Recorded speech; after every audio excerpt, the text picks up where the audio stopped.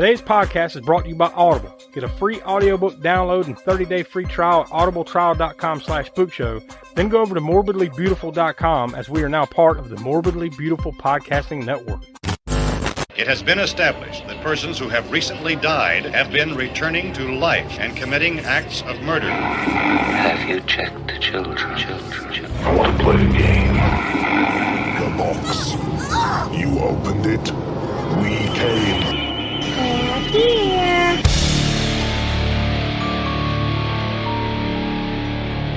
This is the All-American Spook Show.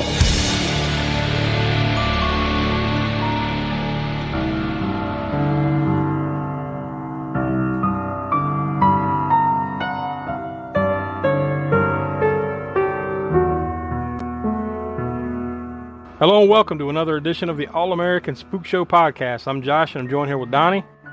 Hey. And Professor Smoke. And guess what? Will has decided to rejoin the show. He's back.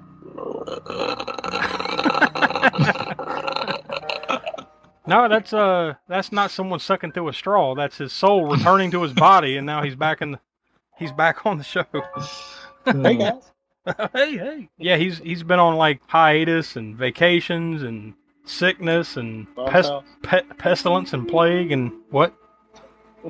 And everything else over the last couple months. So you I guess for better or for worse, you managed to miss a good portion of Camp Spookshow. What? No. More importantly, just like your partner Smoke over there, y'all. Well, I should say Smoke laid an egg of Camp Blood, and then me and Donnie are the ones that had to sniff on it. But you missed that one as well. So, needless to say, you all have some things to catch up on, specifically Will, but you're not alone there. There's a few other things, but we'll fill in the blanks on a lot of that stuff once we get to the 4th anniversary show. There's really no use in wasting too much time on it right now. So we'll catch up on y'all's thoughts and ratings on some of the movies that you missed out on, and our 4th anniversary comes out on Halloween. That's always our opportunity to go back throughout the year and what we've done, and we have one chance per year on that show to re-rate anything. So if we're like, you know what, I was too generous, let's lower that, or you know what, upon further reflection, I like that more, than I said, that kind of thing, So that's our chance to kind of, sit back and rethink what we've done, for good or bad. So we'll get to that when we get there. But today we're back on our regular scheduled programming as far as, the Camp Spook Show is over. It wrapped up last week, and now we move on. This begins the road to October. This is kind of the biggest time of the year for us. So we've got a big one lined up. It was Will's choice. So Will, what do you bring to us today? Evil Dead, 1981. So I think this is a terrific way to start off the next couple months here on Definitely. the Spook Show. I was stoked when this was announced. Yeah. Hell yeah. Yeah, and I think it's just the beginning of a good little run we're going to have here, because we'll talk more about what's coming up next week later on in the show, but it's our next cannon fodder, and it's a big one. But we'll get into that at the end. So, yeah, we're going to have a pretty good string of stuff coming up, and then that leads us into the month of October, where we're going to have, at the beginning of October, we're going to have our 2nd annual Spook Show Awards. And then on Halloween, like I said, we're going to have our 4th annual anniversary show, Halloween Spectacular show. So, and we're going to have a couple other special things programmed in the middle of all that. But for now, that's kind of what you have to anticipate. Before we get any deeper into this one, though, I'll go ahead and throw out some of the usual information. You can contact us at allamericanspookshow@gmail.com. We're over on Twitter, Instagram, the Slasher app, Facebook, TikTok. You should be able to find us by searching for All American Spook Show, or most of those handles I think have kind of been changed over to @AA Spook Show. So we're kind of, to put it as simple as possible, we're kind of embracing that as like our social stuff. It'll all kind of be AA Spook Show. So you should be able to find us by looking for that. And we've kind of tweaked the logo in a little bit. So we got a few changes coming. And we also have our TeePublic shop, where we have logoed merchandise, other cool designs that we have there. And we'll probably be putting up the new logo over there here pretty soon. So if you want the new logo on a shirt, mug, pillow, whatever they slap it on over there, you can do that. We also have our YouTube page, and all these links are down in the link tree link down in the show notes of this show. So if you want to click that, it should take you to just about all of these things and more. But over on our YouTube channel, we're going through some changes. We just wrapped up Deadline Horror News. That was the series that we've done every week for like the past year or so, live every Wednesday night. That came to an end right at the beginning of August. The last one we had was August 3rd. The reason we're kind of doing that is we're going to kind of open it up to some new stuff. So we're kind of making way. It gives us more time to work on some other cool, fresh content for the YouTube channel, some cool new stuff for Patreon. You know, we're kind of shuffling the deck a little bit as best as I can describe it. So be on the lookout for lots of new stuff over on YouTube to kind of take the place of what we were doing every Wednesday on Deadline Horror News. So, you know, just keep an eye on our socials and all these other places, and we'll inform you as we go along as to what's coming. But trust us, there's going to be some cool new stuff. But I think if you're a fan of the podcast, I think you'll enjoy it. So you want to go over there and subscribe to our YouTube channel. And of course, if you're listening to us on Apple Podcasts or any of them really, like Spotify, any of the others, we thank you. But we would really appreciate it if you would drop us a 5-star review on those services, because it helps get more ears and eyes on the product, so to speak. So if you could do that for us, if you enjoy it, please leave that first chance you get. Yeah, I guess before we dive into the background information, and boy, is there a lot of it for The Evil Dead, we'll go ahead and toss to the trailer.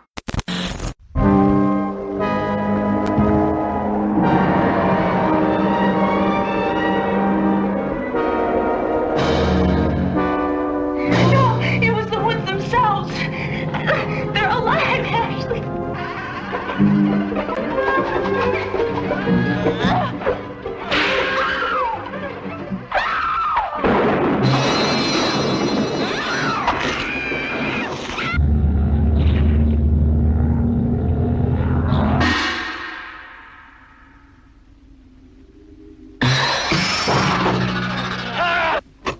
I fear that the only way to stop those possessed by the spirits of the book is through the act of bodily dismemberment.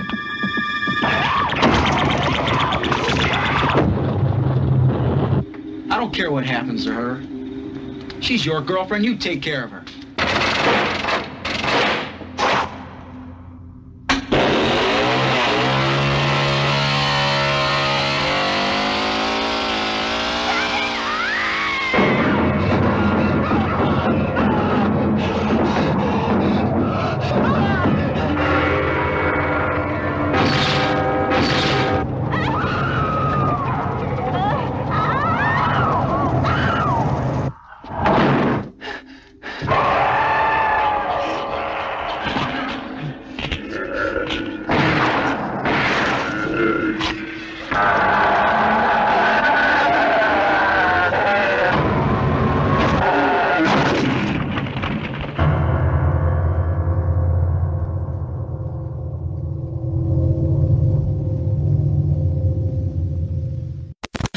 All right, there you go. That's the trailer for The Evil Dead. So, Will, did you pick this? But did you say this is the first time you've watched this movie? Yep, this is the first time I've ever seen it. Wow, that's a minor miracle in itself. That, well, I guess it's unsurprising with you. I mean, because this isn't the first time where like, oh no, I haven't seen it. But this is one of those classics where I am kind of surprised that you wouldn't have seen this at one point or another. Even like back when you used to work in a video store. You know, you would think you would have picked it up. Especially when you're working at a video store, you definitely get sucked into the movies that haven't been released. Mm-hmm. They want you to watch as many of those as you can to, try to get an idea of how many movies to get. Yeah. Dude, I have seen a bunch of horrible movies before. Yeah. But when I was working at the video store, like, some of those were movies that I kind of had to watch. Have you seen Part 2 at all? You've never seen Part 2 either, right? Or any of the other? I don't think I've seen any of them, actually. Oh, okay. Now, Smoke, I know your history with this one's going to be a whole lot different than that, right? How many times do you think you've seen this one over the years? I don't know that I can really count it. I don't know. Yeah, it's probably not that it's this movie that I've seen the most or anything, but I don't know. Because one thing, we used to rent this movie, and I'd have like friends over and stuff, and it would be like a endurance test for them of sorts. I was already kind of immersed, pretty well immersed in the horror world, but have like friends come over, hey, let's watch Evil Dead. I'm gonna put this on, and then it's kind of like well, you know how it goes. I mean, it's got humor and all that stuff, but it's pretty. It's got some intense gore and stuff for preteen years, Yeah. But yeah, I initiated my friends into the horror world by way of Evil Dead. And Donnie, what about you? What's your past with it? Oh man, I've seen this, probably a handful of times. I think I first watched it Probably in the late 90s. Yeah, honestly, mine's probably similar to that, mid to late 90s, somewhere around there. For this one, because I had actually watched the second one and Army of Darkness, like way before I actually watched this one. Army of Darkness was just because it was like one of those, on the local TV matinee kind of movies. But I watched that one, and then it seemed like some point after that, I rented the Evil Dead 2, I should say, just because the cover was, it kind of caught my eye, so we had rented it and watched that. But like, it was a lot longer after that, years after that, before I sat down and watched this one. This one, it seemed like it wasn't as readily available, I guess, as maybe some of the other ones were. Those other two. It was as far as VHS days go and everything, it was on that Thorn EMI label. It was pretty big in the early VHS days, but by the time you get to like Army of Darkness, it probably was a little bit more difficult to get a hold of that Thorn EMI Evil Dead tape than it was Evil Dead 2, which I can't remember who released that, but I think it was HBO Video maybe. And whoever released Army of Darkness, hell, that was Paramount, I think, by that time. So I guess we'll go ahead and dive into some of the background information, because there's a lot of it. This being such a huge cornerstone of like 80s horror and just horror movies in general over the last 40 years, there's a lot more information on the background of this one than there is, your common regular old horror movie. So I found a lot more tidbits on this one, but this movie was actually, the working title for this movie was Into the Woods, and then it actually premiered with the title of Book of the Dead. One other title I found that was actually wouldn't be a bad title for a horror movie, and Smoke, you can correct me if it exists otherwise, but in India, apparently the informal English title for this movie is Heaven Woke Up. Yeah. Although I would imagine that, like, for a horror movie, Hell Woke Up would probably be a more appropriate title for a horror movie. Yeah. But either way, later movie Dragging Me to Hell. Yeah, there you go. Also, I need to correct myself on the last thing when I was just talking about Army of Darkness earlier, and not Paramount, Universal Studios. Oh, okay. Because I think that's who just Army of Darkness. Yeah, but the movie debuted October 15th, 1981 at the Redford Theater in Detroit. Apparently they chose that theater because it was where Bruce Campbell had grew up watching movies and stuff. So they just kind of randomly decided, all right, well, that'll be a good place. And that's where they held the big premiere. And it was kind of like they did the old William Castle bit of they had, wind machines and maybe some smells and stuff like that going. So it was kind of gimmicked up for the big premiere that they had there. And it played at various festivals and stuff over the next couple of years, year and a half or so, after that debut in October of 81, including it actually played at Cannes Film Festival in 1982. But it wasn't released wide here in the U.S. until April 15th of 1983. And it was actually rated X at the time. Now, apparently, there have been many releases that are unrated since then, but it eventually, at some point, got re-rated to an NC-17. But that's where we sit right now with this movie. It's actually rated NC-17. I don't know if we've ever watched a movie that actually has a rating of X or NC-17, have we? Yeah, because I think how that works, we talked about it a little bit in the ratings episode that we did, I believe, about the X thing, is where it's like if you don't submit something to the MPAA, you can release it unrated. It just means that it might be treated like an X-rated movie. In other words, if it's got violence and all that stuff, it's not rated. It's probably not going to be carried in newspapers, and a lot of theaters probably aren't going to play it. I think same thing. I think our next Crapster piece theater is NC-17. Oh, God Almighty! I think you're right. Showgirls. Yeah. God, you just reminded me that we have to watch it. Anyways, yeah, maybe other than that. Because anything else we've watched that, say, doesn't have a rating, that means it was either, one of the old, just where it would say past, maybe the Hays Code or something like that, or whatever it was, where, it doesn't, or it was just an unrated movie. So, yeah, I think this is the first time we've ever talked about one that has this kind of rating. And, of course, it's for extreme gore and violence and everything. Total runtime is 1 hour and 25 minutes. Now, this actually started as a short film a few years prior to this. Sam Raimi and Bruce Campbell and a couple other guys had made a short film called Within the Woods, but that was basically proof of concept that secured them the financing to make this. That got them roughly about $90,000 to kind of get started on production for this movie. The movie was filmed in Morristown, Tennessee.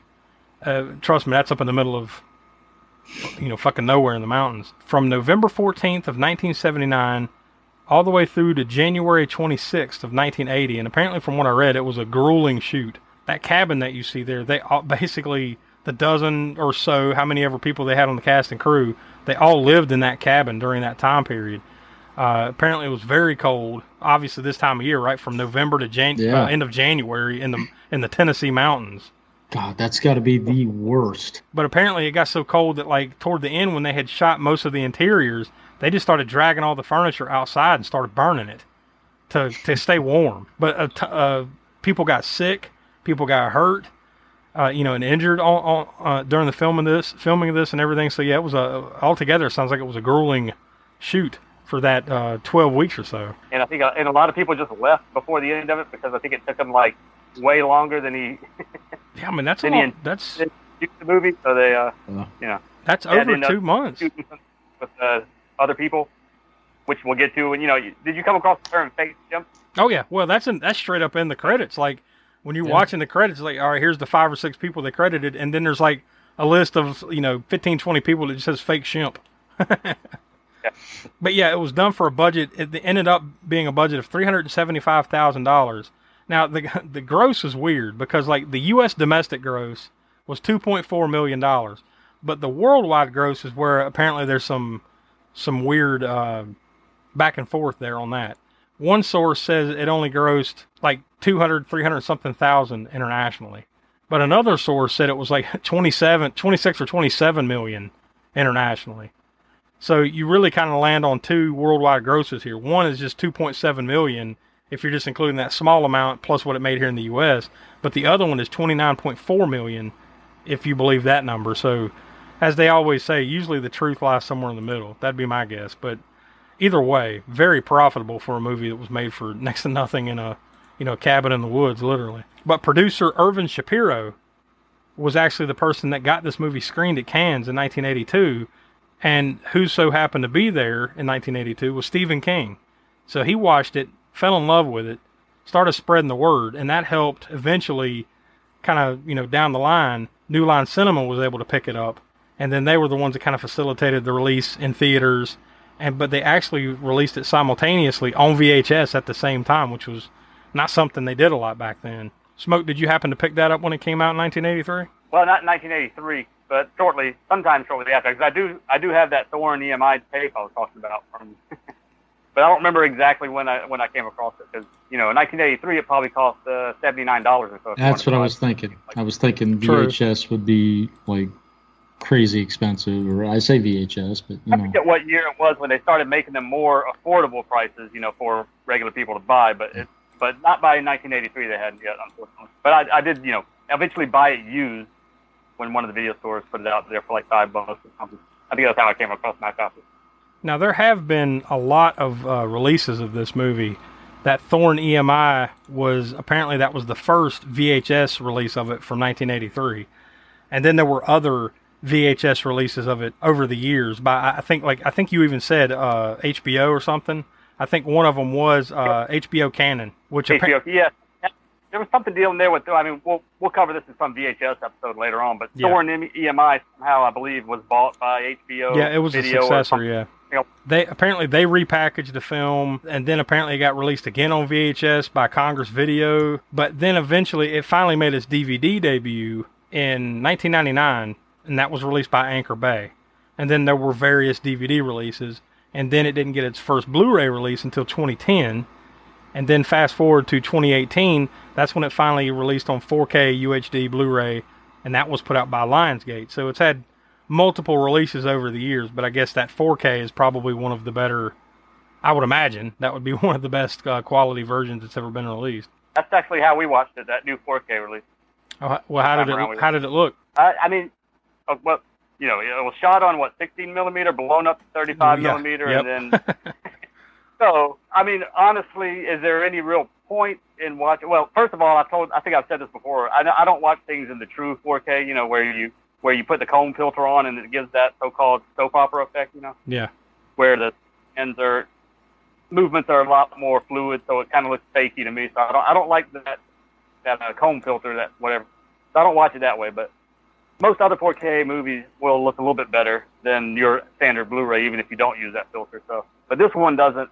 You know, I mean, like I said, it's 60 millimeter blown up to 35, and then 4K remaster. So it's, I mean, it's probably looked the best it's ever looked, but it's not going to look like, you know, don't think it's going to be some crystal clear, because you're not going to get any better than the source being 16 millimeter blown up to 35. Yeah. But saying that, it's probably the best it's ever looked before, you know. The makeup and effects on this movie and the stop motion animation that takes place in the film were by artist Tom Sullivan. I just found that interesting and, you know, important to point out, because like that and the cinematography really to me are what stand out with this movie, you know, that because it's very unique and very kind of, how would you want to say, cutting edge, especially for the time, right? Yeah, I would say innovatively shot, checks all the boxes. Will, did that stick out to you, this being the first time you watched it, like those certain aspects of it? Oh yeah, no. I mean, something that I read that I don't know, I thought it was kind of funny is the creeping what you would use as a Steadicam now. I read that that was Raimi and Campbell. They had rigged up like something where they could carry the camera at the same time, and that's just them running through the woods to the house. Yeah, even that. I think I read somewhere like that final shot, you know, that you see in the movie.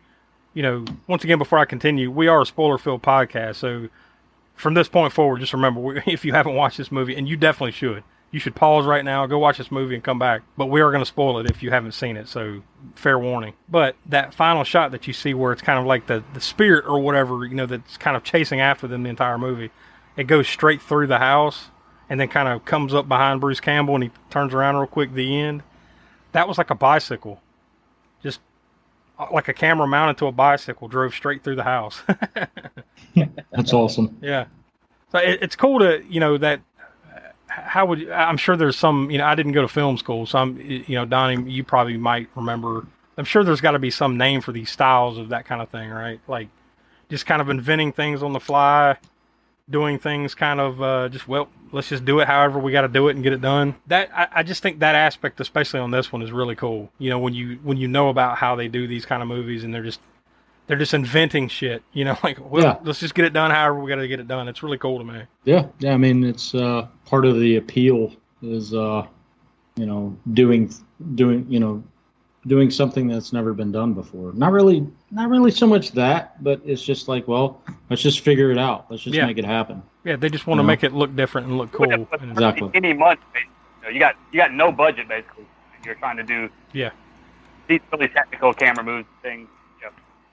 And they're doing all this and basically inventing shit on the fly, kind of doing things differently than it's ever been done before, all on a super low budget, while they're all living in the same cabin and like fighting and arguing with each other, getting injured, getting sick, being very cold. I mean, it's, you know, it's impressive what came out of this, considering all these circumstances, you know. And how influential it was to many movies that came after it, as far as other movies emulating that style of cinematography and just the style of Evil Dead.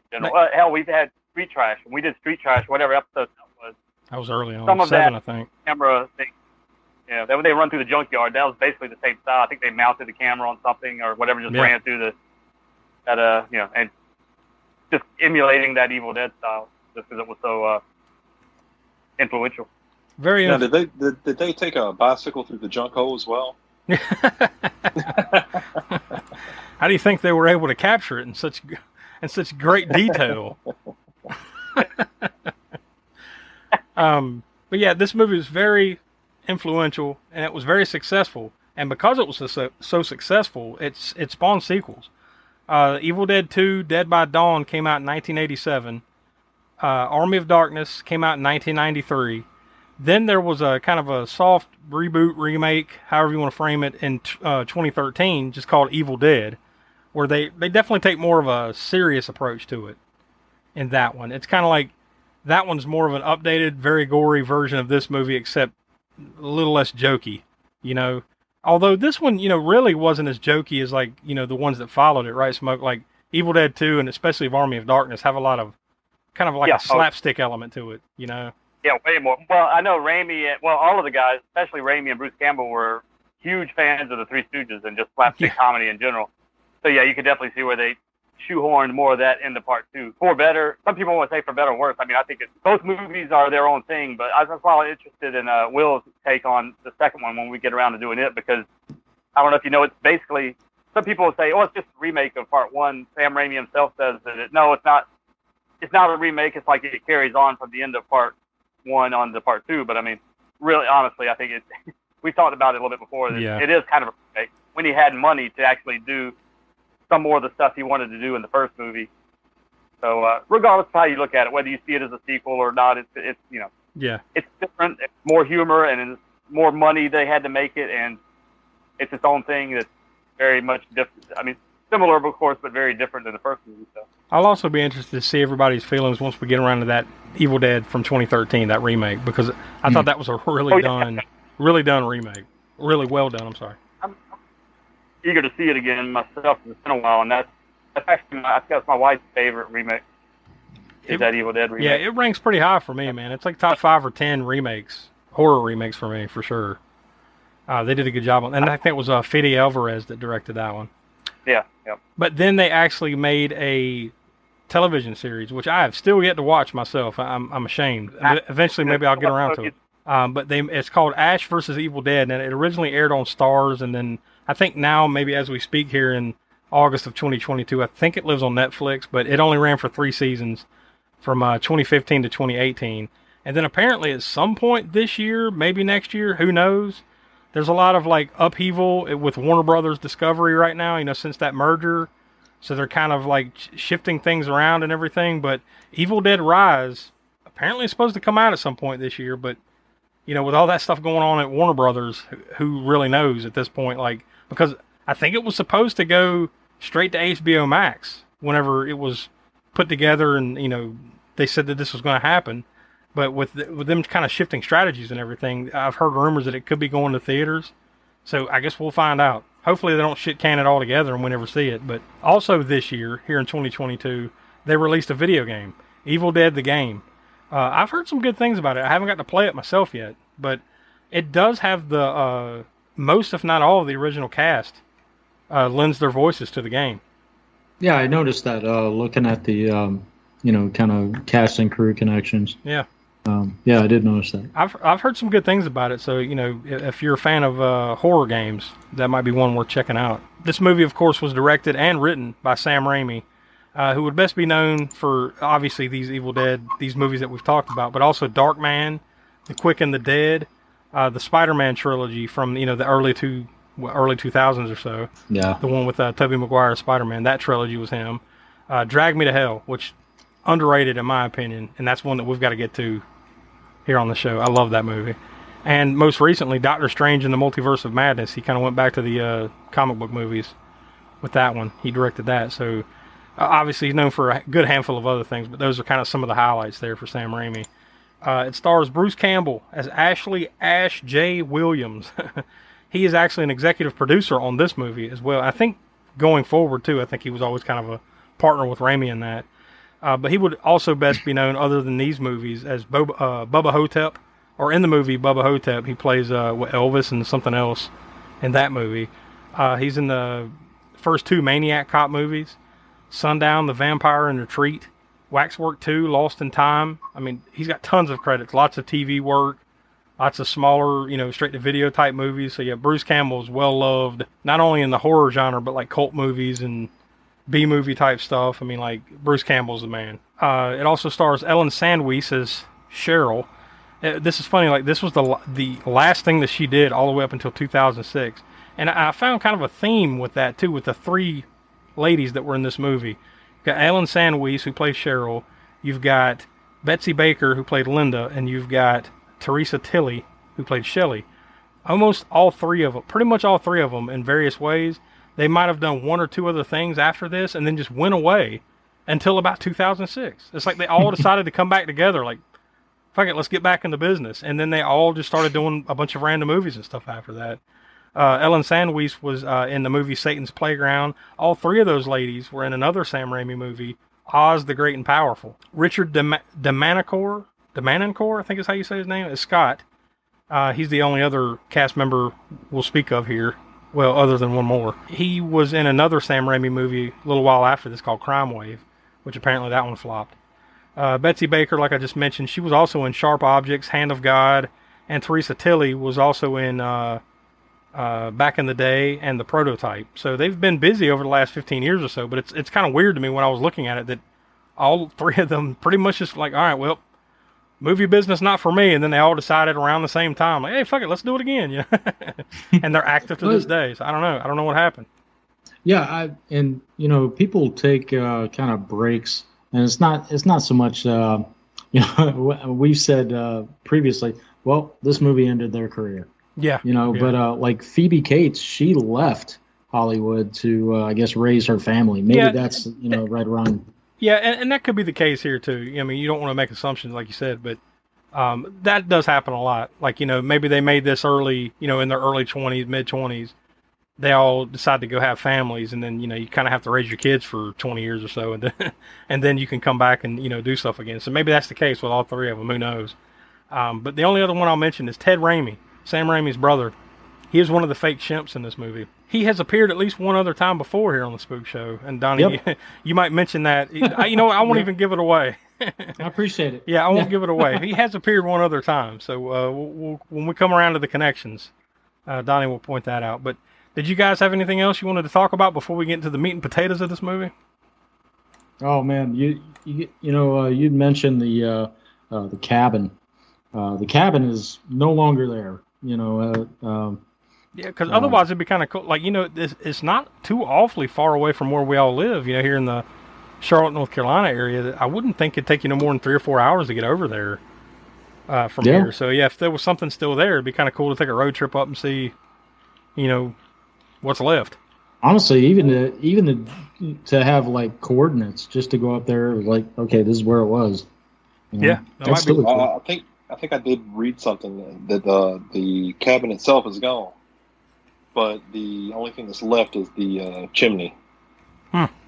So there is something. Which, by the way, there is something left.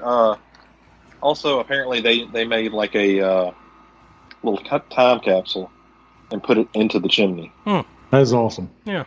The movie that's been in every other Sam Raimi movie is that Oldsmobile that they're driving in. They're driving up to the cabin. That's the Oldsmobile that's been in every Sam Raimi movie. Something like Uncle Ben was driving it in the first Spider-Man movie with Tobey Maguire, and in various other places. Even in Doctor Strange was in there. I can't even remember the exact scene, but I do remember seeing like, oh, there it is. There's the Oldsmobile. That's cool. That is cool. Yeah, I didn't know that. Mr. Projectionist, stop the show. Here's great news you ought to know. We've just got a shipment of taste-thrilled treats, all tip-top quality and delicious eats. There are hot dogs and popcorn and candy galore. There's soft drinks and coffee and a whole lot more.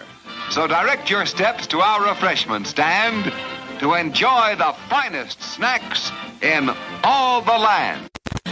For you, the listeners of the All-American Spook Show podcast, Audible is offering a free audiobook download with a free 30-day trial to give you the opportunity to check out their service. So like we normally do when we do these spots, I'll just go over to Audible and I'll type in something to do with whatever movie we're talking about. So I just typed in Evil Dead to see what will pop up. And apparently there's this series of books called the Evil Dead MC series. There's at least 2 or 3 of them that I see here. One's called Crash, and they're both by Nicole James.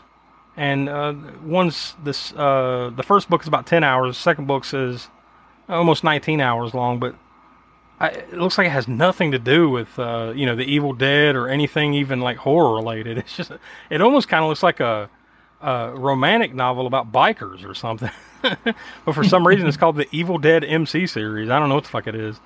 But if that sounds like something you might like, there you go. New Rules for Firefights, the Dead Evil Mercenary Corps series book 1. That was about 8 hours by Michelle Anderle. And then one other is Slappy Birthday to You, Goosebumps Slappy World Book 1 by R.L. Stein. I don't know why the hell that pops up with Evil Deads, but whatever. Tons of other things.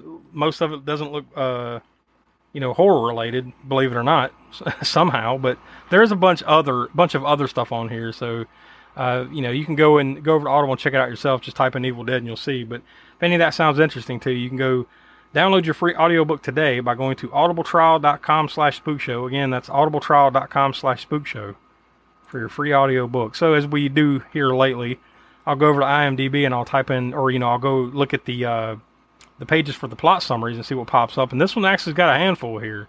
This will kind of wrap, sum up the movie for us is easier than we can do it by going blow by blow. So the first one you've got is just one sentence. 5 friends travel to a cabin in the woods where they unknowingly release flesh-possessing demons. Pretty straightforward, just one sentence. That's pretty much the film. Yeah, that's pretty good. Someone named Miss Murder over on IMDb, she put in, 5 college students take time off to spend a peaceful vacation in a remote cabin. A book and audio tape is discovered, and its evil is found to be powerful once the incantations are read out loud. The friends find themselves helpless to stop the evil as it takes them one by one, with only one survivor left with the evil dead and desperately tries to fight to live until morning. Yeah, we got a handful more here. This one's submitted by Gary KMCD. Ash Williams, his girlfriend Linda, and 3 other friends head off to a cabin deep in the Tennessee woods. They rented the cabin for a song, sight unseen, and find the place to be in good shape, though they encounter strange occurrences and noises almost from the moment they arrive. I'd say it's almost exactly from the fucking moment they arrive. In the basement, they find a strange book and tape recordings with a translation of the text. In playing the tapes, they release an evil force bent on killing them. One by one, they become possessed and attack the others. In the end, only one will survive. There's a few more here, but I'm just going to read one more. And this is the longest one, submitted by Nick Reganis. Yeah, Nick Reganis. What better way to blow off steam than to go on a brief weekend vacation? I don't know why there's a question mark. It's kind of a weird way to put a question. However, as Michigan State University student Ash Williams, I don't remember them saying like what school they were from. Maybe, do you? I don't know. News to me. Rather specific. Michigan State University student Ash Williams and his companions, his girlfriend Linda, his sister Cheryl, their friend Scott, and his girlfriend Shelley, arrive at a cheap, weather-beaten cabin in the tangled woods of rural Tennessee. Nothing can prepare them for what's to come. Before long, strange findings in the basement and cryptic, unintelligible incantations lead to a night of pure terror as dormant, malevolent forces creep into our world. Now, a parasitic power corrupts and mutates the human flesh, and thick, bright red blood stains the solitude of the encircling mountains. Is there an escape from the demonic madness and the plague of the evil dead? And there you go. That pretty much wraps it up. Yeah, all right, next week on the Spook Show, we're gonna. So there you go. That pretty much well explains what exactly is happening here. Is basically they go to this cabin. They all, or 4 of the 5 that go to this cabin, get possessed by some kind of demon force, whatever it is. After they find this book, and then they play the tape of the incantations, and then they all basically the rest of the movie is just Ash trying to survive this evil madness. Right? That's as simple as you can sum it up. All right, so now it's time for the round table discussion. So, Will, you this was your choice. So, where do you want to get started at? What do you want to talk about? I just want to go ahead and jump straight to the end. Okay, fair enough. All right, so they throw the book into the fire and it burns all the demons, right? Okay.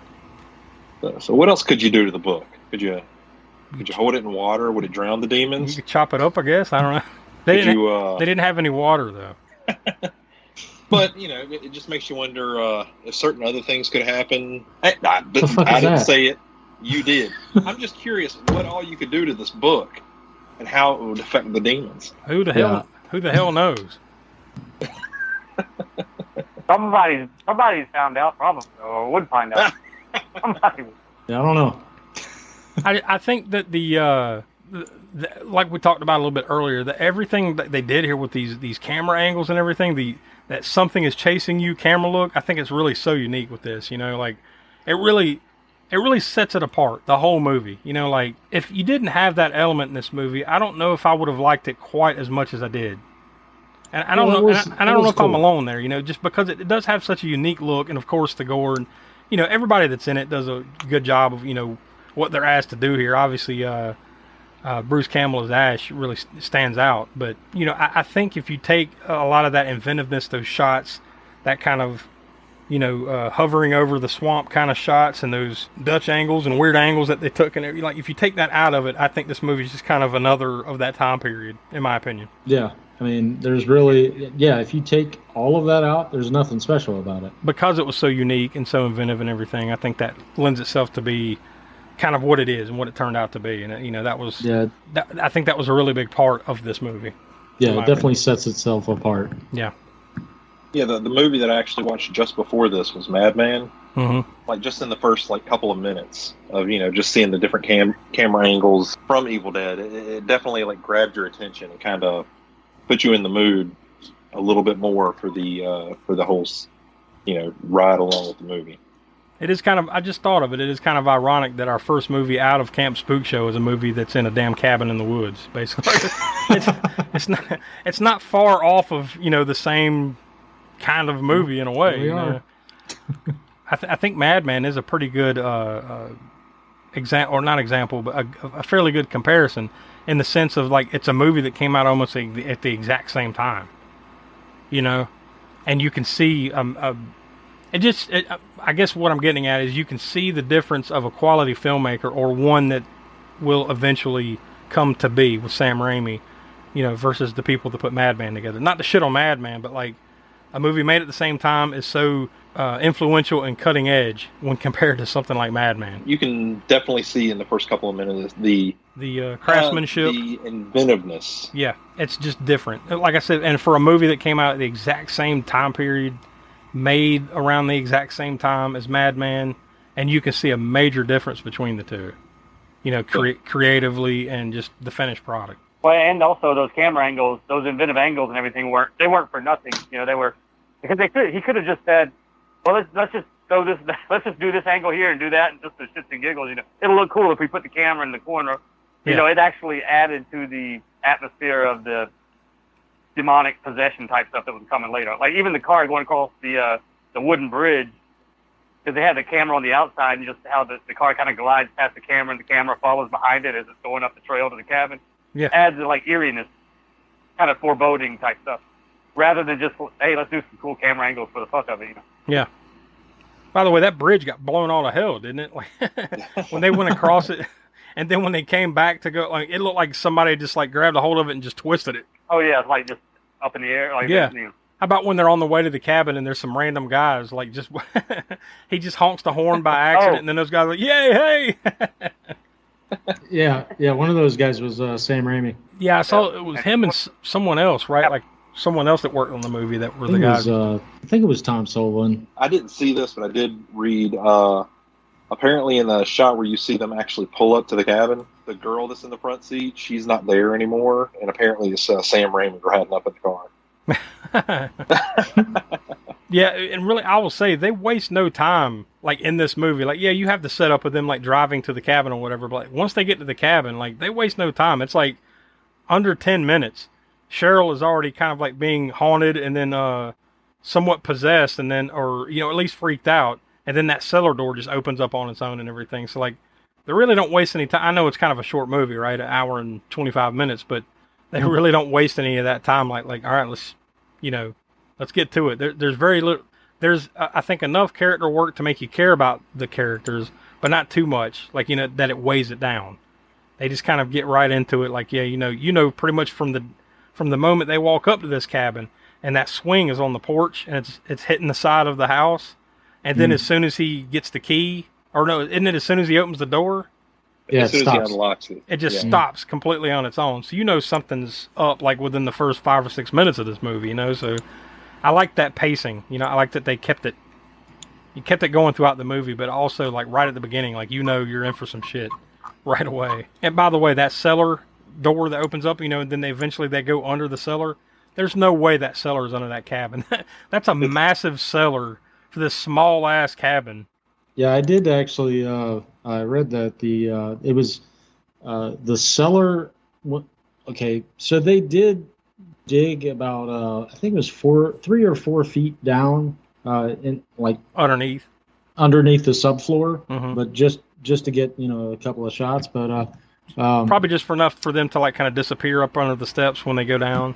Yeah. And then they actually used it was a cellar of a farmhouse outside of Michigan. It was Marshall, Michigan. That was the real cellar. Okay. But yeah. Yeah, I had saw where there were some other shooting locations at like around the Mhm. Detroit area, but I didn't know specifically what was shot there versus, you know, the main cabin or whatever in Morristown, Tennessee. So that's interesting. Yeah, Did I'm, you? I'm sure stuff like that happens in a ton of movies, but as soon as I read that, I felt like, like that reminded me of Night of the Living Dead. Yeah. The Good point. same thing. Yep. The basement for that movie was in a completely different place. No. I thought you were where you were going there for a second is just like kind of the closed quarters kind of aspect of Night of the Living Dead is very similar here too. Like Yeah. Yeah. There's also that. yeah, there's they're closed up in a house. They go out of the house, they basically get attacked by trees. So basically, almost everything happens right there inside the house or in the cellar. Small confined space, similar to the Night of the Living Dead. Did you notice down in that little cellar room where they found the tape and the Book of the Dead or whatever that there was like part of a Hills Have Eyes poster stuck to the wall? I noticed that. Yeah, that was that was cool. There's actually I had looked up that Panasonic reel-to-reel tape recorder. There's one on eBay right now that it is in working condition and it's for $300. Well, let's hope it doesn't So- have that tape already. Oh, there you there, go, yeah. Smoke. Yeah, if you want to conjure. Oh yeah, well that tape too. That when they start doing the incantations on it, there's a link to the scene at the beginning with Rob. That guy was Rob Tapert, the producer. That was with Sam Raimi, the two guys on the road waving, hey, Yeah. Well, Okay, they so that get was to that tape. Yeah, that incantation. If you go back, and I didn't hear it. It took me a while. I think I read it somewhere. Or I saw an interview or something, and I had to go back and watch it. This time now, every time I watch the movie, I hear it, but it's somewhere near the beginning of the supposedly unintelligible other language, Kandarian language or Sumerian or whatever language it's supposed to be. He says, you'll hear it if you listen to it. It's like Sam and Rob are the hitchhikers down the road is basically what they're saying, but it's done in a way that's like Sam and Rob are the hitchhikers down the road. That's So when pretty you go funny. back and listen to that part, you can't unhear it now if you go back and listen to it. One of those things that's pointed out, like you said, you can't unhear it. Like, yep, it's there every time. It's obvious now. Yeah.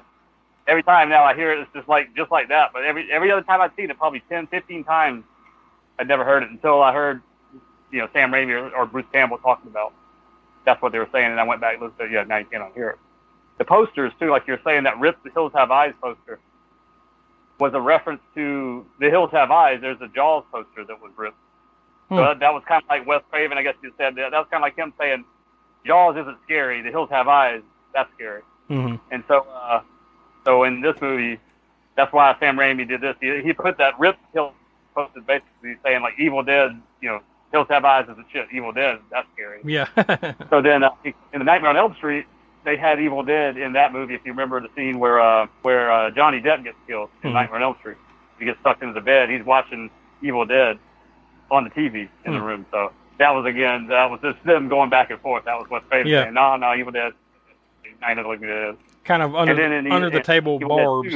Yeah, just kind of, just having fun with each other, just messing around or whatever. And then there was a Freddy Krueger glove in Evil Dead 2 in the basement, hanging on the wall, really quick as the camera pans as he's walking through the basement in the Part 2 movie. You can see it if you're like, you don't really notice it right away, but if you're really looking over there in that corner of the room when he's walking through, you can see the Freddy glove hanging there. So I think that's where it stopped. I'm pretty sure there wasn't any more, digs at each other after that one. I'm probably not going to go out on a limb and say that we're all against, rape, right? We're probably not all cool with rape in general, right? But how do we feel about tree rape? I saw that scene and I was like, did that just happen? Now, there is some debate as to whether that's what you're really seeing there, because I guess it really comes out of two things. Number one, it's kind of ripping her, well, not kind of, it is ripping her clothes off, and then, one of her breasts is exposed, but also that one short scene where it looks like, the branch basically goes right into her privates, and then she's kind of squirming around and stuff. So, like, there is, some people are like, no, that's not what's happening. It's just these branches are attacking her. She's being attacked. But I don't know, man. It looks a lot like tree and vine rape to me. Yeah. Sam Raimi actually does regret that. He had mentioned in a past interview that it was a little it was obviously unnecessary. Yeah, Yeah. So he does have regrets over it. Yeah. Well, how else were you supposed to get Groot? Yeah. So that's how Groot happened. Who knew? Wait a second. Yeah, we just tied Evil Dead into the MCU. Well, apparently there's actually another connection. Supposedly, Ash in another universe got sucked into a Marvel universe, and that's supposedly how the Marvel Zombies line came to be. Well, Ash was technically he was in the Doctor Strange movie in a cameo, not as Ash. Yeah, I was about to say, wasn't he like Pizza Papa or something like that? Yeah. It's over. It's finally over. Yeah. Not too many spoilers for people that haven't watched Doctor Strange. I guess we'll leave it there. But yeah, he's in it. How about when they go like, all right, Cheryl's had enough after this scene, and like she goes back like, we're fucking leaving. We're leaving right now. I don't give a fuck. So Ash gets her in the car and they go out.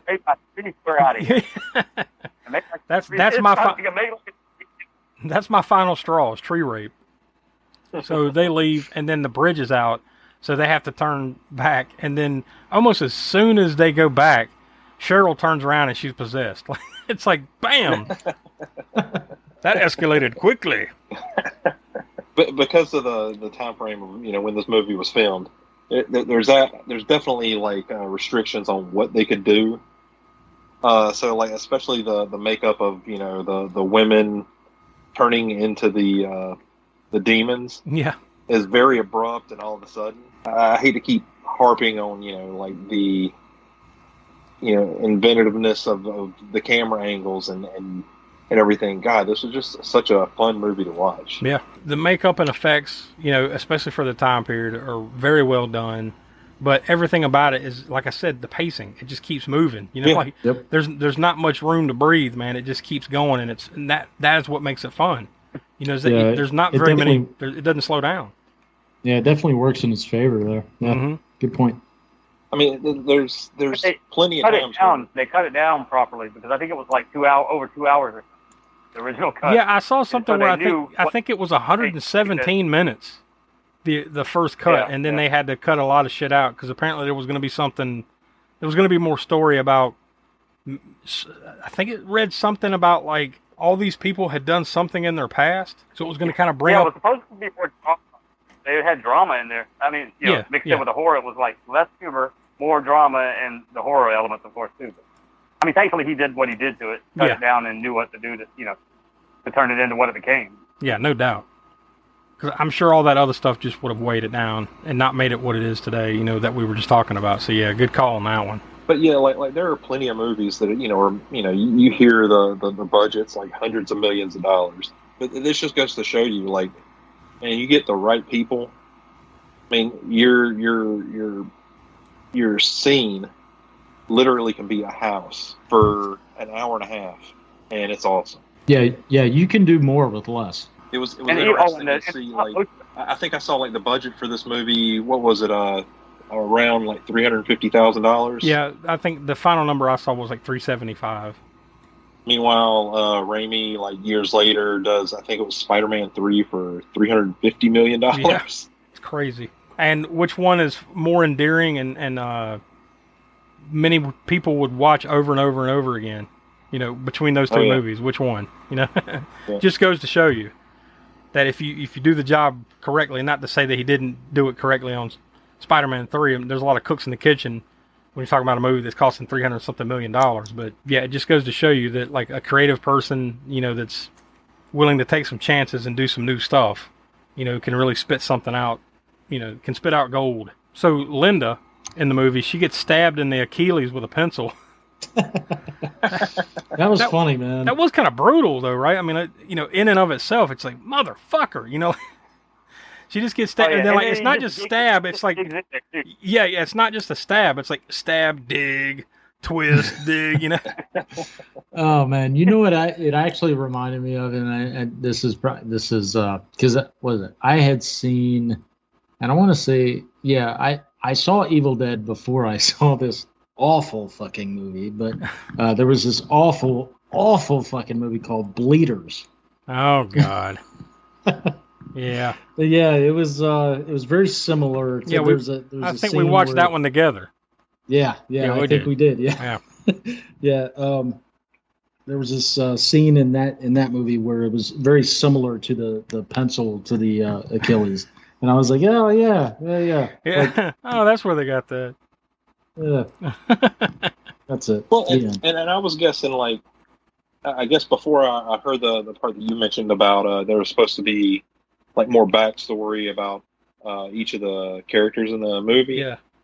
But it almost seemed to me like, as far as being possessed, it was almost like you needed to have some kind of injury to you, where you were bleeding before the demons really took hold. Because, like, the sister didn't become a demon until they got back, and she had already been like roughed up in the woods. She didn't. Yeah.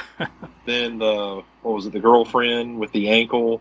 That didn't pop up until she got stabbed in the ankle. Mm-hmm. Like, there was like a running thing. So I guess going along the same thought process, I was wondering, why didn't anything happen to Ash through the entire movie until obviously the very end? You mean what was the difference between why he didn't get possessed, right, versus all these what happened? Yeah, and maybe like you said, like you pointed out there, maybe some of that backstory was to explain. Maybe these people had done something that kind of opened themselves up to this, and he hadn't. Maybe, right. That's a good point. Yeah. Maybe that's where they were going with it, and they just cut it all out. But Shelley, that's one of the girls. She turns, and then I think she grabs a hold of Scott or Ash. I can't remember. I think maybe it's Ash. I think it's Scott. And then he hacks at her hand, and then she just gnaws her own hand off. Like, yeah. Actually, like, yeah, they're gone, man. Like they turn, dude. They're fucking gone. But then every once in a while they turn back into normal people, and God, man, could you imagine? Like being in this position, like losing your mind, and then something like this happens, man. Yeah, and then they just turn back to normal. Yeah. Yeah. Well, there's kind of a precedent in that in like horror movies, right? Smoke with like Exorcist and stuff, where they would say demon possession type movies, where they'd always kind of have that moment of like, please help me, please, to kind of draw the person back in, and then, You always get the feeling, of course, that it's not them, their true selves coming back. It's just a demon fucking with you or fucking with the person. Yeah, yeah. I think that's exactly what they had a moment of clarity, demons, out of them or something. I think this that's movie too, in Evil Dead, it's like it's just the way you explained it. It was like, oh, please help me. Well, that pretty much sums it up, right? I mean, like, in almost every one of these, it happens almost the exact same way, and you know it's coming. You as the viewer of a horror movie, you're like, oh fuck, here we go. As soon as the person, like, in their moment of weakness, like, oh, thank God you're okay, blah, and then they attack them again. So it's coming. Oh man. Yeah, but Scott fucks her up with the axe, chops her to bits. He just fucking obliterates her. Now, I can't remember, did they mention that before that, or was it like sometime after that where they said, like, the only way to stop this is to dismember the person or whatever, right? Dismember the body. Was that... Yeah, that was in the recording earlier. Yeah, earlier in the movie. Then they have some kind of flashback to it, right, or something like, "Hey, wait a minute, that's right." There was something later that kind of like, "Oh yeah, if you chop them up, they're fucking, they're done." I don't know that that's why he did that, but maybe it is. It seemed kind of like at that point he's just like, "Fuck the world," like I want to live. Fuck these people, He gives up on them real quick. Whereas Ash still has his trepidations. It's not until much later on, when it takes him forever to dispose of Linda, when she turns. It's funny too, when she turns, she just looks like they just applied a bunch of makeup to her face. Like, they didn't really do any. Yeah, there was no transformation. Yeah, it was just all of a sudden. Here's a bunch of like rosy cheek colored, and stuff on her eyes and stuff. It wasn't like an incredible makeup job on her. She just kind of acts like a giggling schoolgirl when she turns. But he eventually, there's that knife that they found down in the cellar, right? This like, it's got like a skull or something on the handle. She gets stabbed with it, so he thinks she's done. And then he chains her down to a table, and it looks like he's about to chop her up with a chainsaw. And then he just stops, because obviously the moment of weakness. And then he just decides to take her out and bury her, and buries her. And then, of course, that's when the hand comes out, But then that you notice when she comes out of the grave, now she's all like decomposed looking and shit, right? It took all of that, like burying her for 2 seconds for her body to decompose, to kind of look like the decomposed, like of the rest of them. But also in that scene, like it was a cute little callback to earlier in the movie when he gave her the necklace.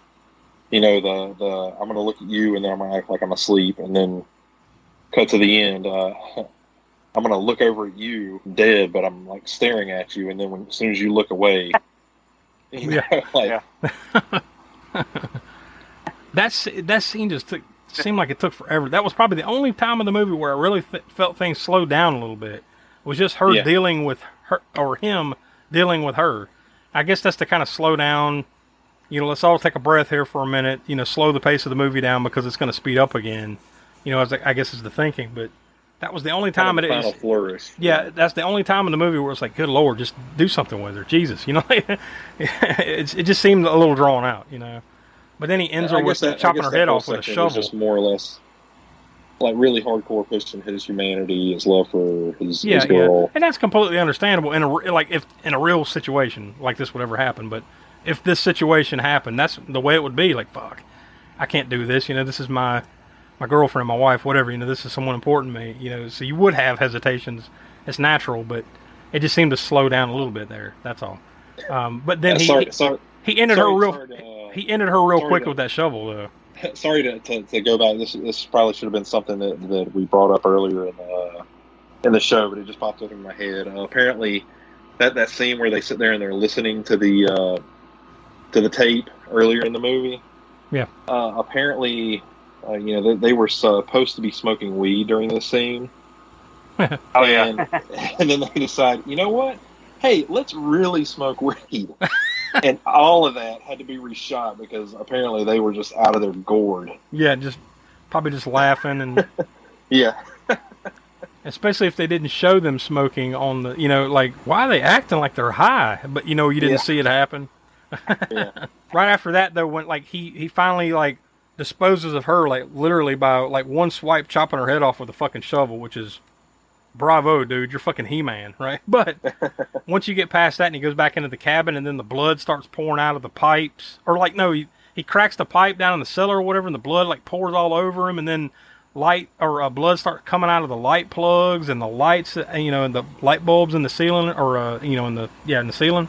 I thought that was a really cool visual, cool scene, right? Oh, absolutely. Yeah. It almost makes you wonder, like, did I miss something? Did they all trip acid or something like before this? Like, is it really kicking in on Ash now?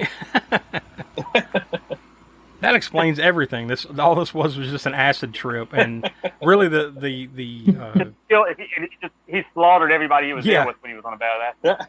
He just took a bunch of bath salts and he just decided to murder everyone. That's the Evil Dead. This one movie I'm about to bring up is fucking horrible. But did y'all ever watch the second Blair Witch movie? I'd seen enough. I think I saw like I think I watched like half of it. I'm like, nah, this ain't nah. And then I never finished watching it. Well, overall the movie, it's horrible. But there was one premise that I loved. About 2/3 of the way through the movie. One of the lead characters starts seeing what's supposed to be the Blair Witch, and she's like going through trying to kill the witch, and everybody's like freaking out, and they're gonna help her, but like they freak out every time the witch shows up, right? Because it's the Blair Witch. They're running around with a camcorder the whole time, like filming everything. Then come to find out the next day, like they kill the Blair Witch and everything's good. The next day, she like wakes up and all her friends are dead, and she goes to watch the video, and the entire video is her hacking up her friends. Yeah, see, that's fucked through up. The entire movie. Yeah, that's a pretty terrifying premise, Yeah. For that movie to be so bad, that premise right there, and I'm sure it's been done in other movies. But yeah. That really kind of like sets you in like a certain tone of like, God, I don't know what I would do. Well. If something like that happened to you, Yeah, I think you'd have to take a header off a mountain or something after you have seen that you've done something like that. You just need to end it. So they fight. Ash is fighting all these various demons and whatnot, you're coming toward the end, and then he grabs the book and throws it into the fire, and then Scott and Cheryl just turn into cream corn and oatmeal. That's exactly what it looks like. It's like cream corn. That's exactly what it looked like. Yeah, it makes them disintegrate.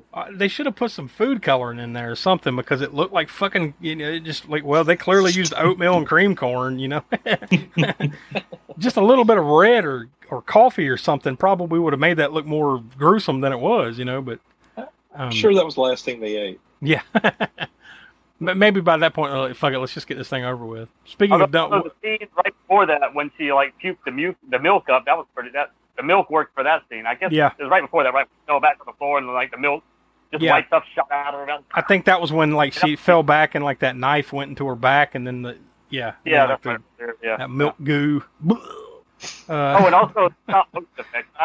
I love stop motion effects. I'm a big fan of Ray Harryhausen and that type of Yeah. It's not the best stop motion in this movie, but I thought it added some effect to it that put it in its time period, I guess, and I like that time period, so I like the stop motion. So what do we think at the end of the movie, like we described earlier, where it's like that one shot where Ash has survived the night, the sun has come up, and it looks like he's finally going to be able to get the hell out of here, and then you see this shot of something coming after him, the spirit, that's kind of been chasing everyone throughout the movie, kind of come up from behind him, and then he turns around and screams, credits. So what do we think about the ending? I mean, do you think it was a good ending, bad ending, indifferent? What do you... Oh, man, yeah, I loved it. Even though it is kind of formulaic in the sense of somebody survived, he's all right, and then, there's one last fuck you right before the credits, that there is kind of a formula to that, but still, I mean, I think this is pretty well done in my opinion. Yeah, I'd agree with that. I think overall you feel satisfied. Yeah, you wanted to see him survive, right? You always want to see in these movies, you want to see somebody get out of there, but so you kind of get that feeling of both. You get that feeling of man, he made it through. He finally got out. And then that last little ha ha ha, I got you, right at the end. But I think it's a good exclamation point to this movie. It's not as cool. You know what happened to him? It could. Yeah, it could have gone. It could have gone either way. Yeah. Or he could have been possessed by the demon, or I don't know. It kind of leaves it up in the open. But I thought it was cool. Yeah. It was very much a Sam Raimi effect. Something that you could identify as Sam Raimi-ish. Later on. And it's not done with the creep there either, because in the credits there's as soon as the credits start, there's some creepy old 1920s type of music, right? Whatever it is, and then as you're watching the credits, it kind of slowly gives way to that creepy wind sound, just that desolate sound through the end of the credits. I thought that was really cool. I mentioned this earlier. That wind, I'm glad you brought it up. That wind sound was something they recorded while they were up there in the cabin. I think Sam Raimi was sleeping one night in the cabin and heard that sound in the woods outside and got up and recorded the sound, I guess, and they, of course, tweaked it and did what they needed to do to get it more audible. And it ends on a proper creepy note, I felt. So there we go. That is The Evil Dead. It's one of the big ones. This is one of those ones we've kind of held in the back pocket until now. We've hit a handful of really big ones, but not many as quite as big as this one as far as just, horror fan favorites. Top 10, top 15 type material. This is one of them. So, Will, you brought us to the table, so we'll start with you. What's your star rating on it? Man, I think I'm going to go probably 4.25. This whole movie was fun to watch. I mean, even the parts that definitely dated as far as being a early 80s movie. A lot of times we watch this stuff and it's ooh, that did not age well. And while the whole claymation scene and the fact that some of the makeup just kind of pops up all of a sudden is a little distracting when you first watch it. And we've said it before multiple times, and it's when you get good people doing good things happen. Yeah. And this movie, for me, watching it the first time, I loved it. That's what we love to hear. Donnie? I love this movie. Love it.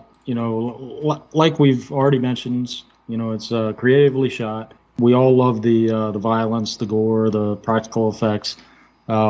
This is influential, to other films even outside the horror genre. The one thing that that obviously didn't age well is the rape scene. That to me is pretty much the only detractor in my opinion. But this is a true horror classic in every sense of the word. my rating reflects that. It's I give it 4.5 stars. All right, Professor, what do you say? Echoing Will and Donnie's sentiments here, it's a bona fide classic. And anybody who's watching this, listening to this, hasn't seen this, you need to do yourself a favor as soon as you're done with it. I mean, well, we've already spoiled the hell out of it, so I don't know why you would still be watching. If you still be listening to this, hearing us talking all this praise about it beforehand. So, yeah, if you haven't seen it, as soon as you're done with this, go watch it, because you'll do yourself a favor doing that. It's one of the greatest as far as 80s horror movies. It's hardly any budget, a lot of innovation, a lot of passion that everybody had putting this movie together, putting it out there, and it influenced a lot of people, as we've talked about already. And it spawned two sequels, a remake, as we also mentioned, and TV series that it just keeps living on. And there will be more. There's a video game, and then what was the other Evil Dead thing we said was coming out? Supposed to be coming out. Supposed to be Evil Dead Rise, some point this year or next. I'm sure when Raimi made this, he probably had no idea. I'm sure he had the idea that it was going to hopefully be good, that people would like it, but he probably had no idea the longevity it would have. So, especially based on the budget he had when he made it. Like I said, I've seen it countless amount of times. I probably didn't even need to watch it for this, but I did because I love it. I probably could have just went straight into this and started talking about it, because that's how many times I've seen it. This might be one of those I'm going to have to go out on a limb for, like I did early on in the series. I gave Reanimator a 5. And since then I've tried to back off a little bit. Yeah, I'm like, no secret, of course, I'm like a huge horror fan and have been since God knows how long, going way back. So one of these come up like this, and I have this little dilemma of, should I give this an extra super high rating, or should I back down, as we sometimes do with not giving too much praise to the movie? Hell, I think Jaws might have been the last movie that we rated the highest, maybe. I think so. I think you're right, yeah. That one was it was 4 3/4 across the board. And and I'd sit there, I think, like, this movie versus Jaws. Is there a competition there? You think, Steven Spielberg's Jaws is technically a perfect movie as far as the acting and all that stuff. But for me personally, if you give me the choice to watch Jaws and watch Evil Dead, unless it's been forever and a day since I've seen Jaws, I'm probably going to go with Evil Dead.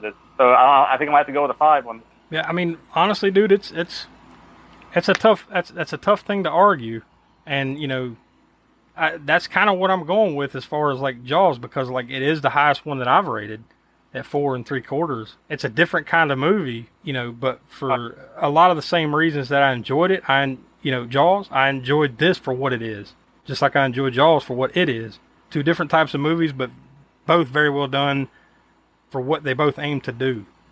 So with that being said, I think I'm going to give it the same. I gave Jaws 4 3/4, which is, on my scale so far, that's the highest I can give.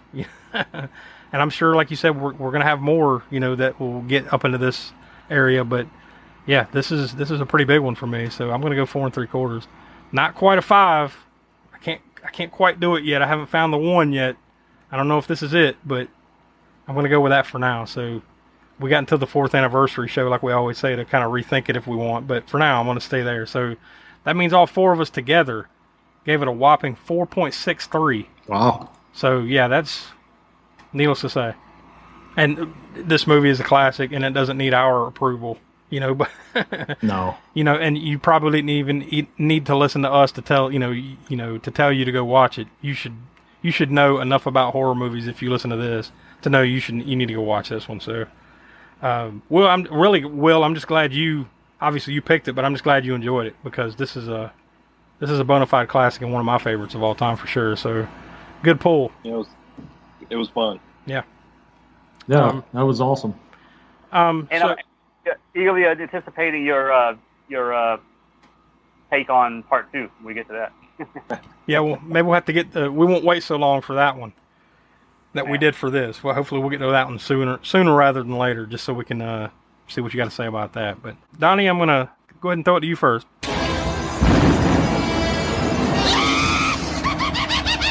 Connections from the crypt.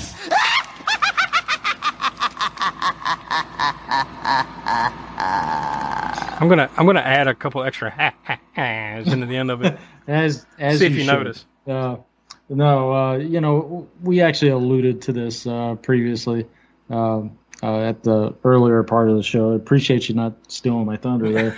But the only connection we have is Ted Raimi, who played fake Shemp, one of the fake Shemps in the Evil Dead. So, but he also was played a condom salesman Yep. in Blood Rage. Yep. It's a very brief but very memorable scene at the beginning of Blood Rage. So yeah. Yep. As soon as I realized that Ted Raimi was in this, and surprise, surprise, I think he's in every movie his brother's made, right? Smoke, probably, if not all of them, most of them. Yeah. At least as a fake ship, if nothing else. Yeah. But I saw that. I immediately remembered the condom salesman in Blood Rage. I'm like, oh shit, here we go. We're gonna get to pull that little fact again. So yeah, there you go. All right, so with that out of the way.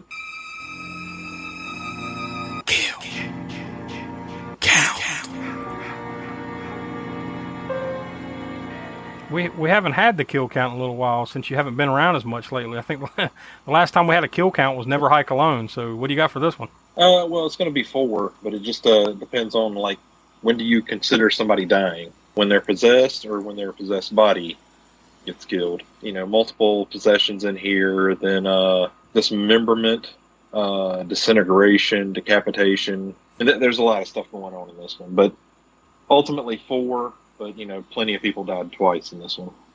Yeah, because I think, you know, the precedent that they set here is if you're possessed, you're fucked. Right? Because like, nobody came back from it, so yeah. And then there's loosely kind of Ash at the end, right? I mean, we know because there were other movies, he's still around, but that depends on whether you wonder whether those movies directly connect or not, as to whether, you know, he survived that or not. So, could be 5, right? If you... Could be, but just the fact that, you know... They did make others. We didn't see it happen, and the fact that the movie just ends right there. Yeah. I didn't feel like we should count that one. Yeah, you're probably right. All right, Smoke, so we'll toss it over to you. Gore score. So, it's no secret this is a juicy one. Yeah. And I don't remember. I mean, you know, because since we kind of split these up, we're doing cold corner or whatever, and everything in between. I forget what the last goriest one we had is. We had some during summer camp that were pretty splattery, and we had The Burning, and we had Madman had, you know, decent effects and whatnot. But the last time we had one this gory, I really can't think in recent memory. The last gory, I'll say, I've got them all charted here. The last goriest one, like most recent, was The Burning. You gave it 7, but the goriest one, you have to go all the way back to episode 103. You gave Deathgasm 10. Oh, Deathgasm? Yeah. Okay. Yeah, it's, what did I give Terrifier, too, while you got that? I mean, if you have that pulled up right here, Art Found. That was, hold on, Terrifier was 10. Yep. That was a 10, too? Okay. Yep. That's, well, you know, as I do with these things, this is an older movie, and since the gore score is coming from Chaz Balin, I usually go back and reference his stuff just to see what he gave it. And I'm going to just put this out there before I give what it is. I'm just going to stick, I believe, with what Chaz Balin had for it, because there's certain movies where you can rate, you know, it's a subjective thing to the gore is sometimes. I mean, sometimes it's not subjective. Sometimes it's just so much of it, and sometimes it's so mean-spirited or fucked up or whatever that you can't help but give it a 10. This movie falls in that fun sort of flattery, other than the rape scene. It was definitely in that, like, if you were to take the gore in this movie and compare it to, say, Cannibal Holocaust, nothing in this movie comes, I mean, the level of gore, yeah, it's got, you know, a lot of splatter and a lot of blood, but that scene is probably closer to anything in Cannibal Holocaust than anything else in this movie would be, as far as the mean-spirited, fucked up, you know, in that scene. It's really the only scene that's like that in the whole movie. The rest of it's really a fun, flattery romp or whatever stuff. But that being said, there's so much gore and splatter in there that Kaz gave it a 10, so I'm going to stick with the 10. I think it's got enough gore to push that level, and I haven't really come up with a way to, judge, so how, one decapitation, some eye gougings, and just that, what makes a 10, you know, in the gore score? I think it's just the sheer level of how much is going on in the course of the running time of the movie. Yeah. You know, if you have one really great decapitation, bloody decapitation scene and nothing else for the rest of the movie, then I got to figure out how to rate that. You know, super gory, this really gnarly decapitation, but the rest of it is almost bloodless. And what is that, a 3 or 4? You know, based on one decapitation. So yeah, I haven't come up with any sort of formula or equations to do that. But when you get something like this, it's just through from beginning to end. It's pretty much stuff happening every so many minutes or whatever in the movie. I would stick with that 10 for this one. And like I said, down the road we'll probably have more stuff that's gorier than this, but it'll still be a 10. But I'll have some other way of rating it once we get to those. If we ever get to Yeah. Some of the more messed up gore, but with not necessarily the same amount of fun factor, you might want to call it, or humor and all that stuff. So we haven't got to those yet. Terrifier pushed the envelope with that particular scene of the splitting the girl in half scene. That was a pretty messed up scene. That's probably the closest we've gotten to like that sort of mean-spiritedness in a gore scene. Well, I don't think anyone would argue with giving this one a 10 on the scale, and it goes hand in hand with the rating of the movie being an X-rated movie at the time, and now it's NC-17. So it's all it all makes sense. It's all there. So but that's it for our latest horror review. Will, that was a good pull. Hopefully, like I said, this is the beginning of a good string, because coming up next week is our next cannon fodder. And this is the one that we all nominated. We spun the wheel. Smoke, I believe you nominated this one. You won the spin. And we're going to be watching the Chuck Norris classic, Missing in Action from 1984. One of the ones that kind of started the huge rise of Chuck Norris being a huge star, right, for Cannon and here in the U.S. and everything. So come back next week for that. The brief synopsis for that one is, Colonel Braddock launches a mission deep into the jungles of Vietnam to find the POW camp that he escaped from and free the Americans still held captive there. So it's going to be a lot of fun on our next Cannon Fodder. And, of course, we'll also have our recurring segment now dubbed Cannon Chronicles with Austin Trunick. He's the author of the Cannon Film Guide. He will be joining us next week for his usual segment there, and we'll get his thoughts and his cannonball rating and everything for Missing in Action. So lots of fun to be had next week, so you want to come back for that. That'll be next Monday, April, good Lord. We're going back in time. It's going to be next Monday, August 22nd at 6 p.m. East, wherever you get your podcast. So, or unless you're a patron over on patreon.com/AASpookshow. At the $5 level, you get it early. You'll get it day 2, 3 days early. So if that interests you, you might want to go check out Patreon. So I guess that's it, guys. So for Will, Donnie, Professor Smoke, I'm Josh. We are the All-American Spook Show Podcast, and we'll talk to you next week. And now, folks, it's time to say goodnight. We sincerely appreciate your patronage and hope we've succeeded in bringing you an enjoyable evening of entertainment. Please drive home carefully and come back again soon. Good night.